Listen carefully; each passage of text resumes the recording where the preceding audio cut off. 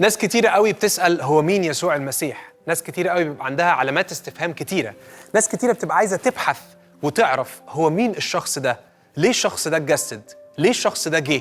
ليه الشخص ده وافق انه يتولد في حتة فقيرة واجتماعيا ضعيفة؟ ليه الشخص ده بيعمل معجزات رهيبة ما حصلتش قبل كده في التاريخ؟ ليه الشخص ده وافق انه يتصلب؟ ليه الشخص ده وافق على المهانة والمذلة؟ ليه الشخص ده قام من الأموات بعد ما اتصلب وبعد ما فعلياً مات؟ أسئلة كتير قوي بتكون جواك، أنا عارف، لأن الأسئلة دي بنسمعها كتير قوي وبتبقى جوانا كتير قوي، علامات استفهام كتيرة على هذا الشخص، هو مين؟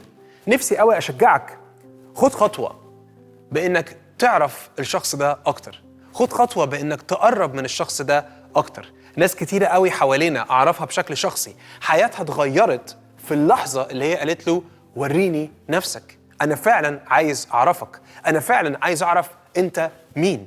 ناس كتيرة بتبحث لأنها تعبت في رحلة بحثها عن أشخاص تانية كتيرة قوي، اتصدمت في ناس كتيرة قوي واتقابلت مع شخص يسوع المسيح، ومن المقابلة دي في حاجة مختلفة حصلت. نفسي قوي أشجعك النهاردة، الفيديو ده مش صدفة ولا وانت بتقلب كده لقيته، لكنه فعلا بيشجعك إنك تاخد خطوة.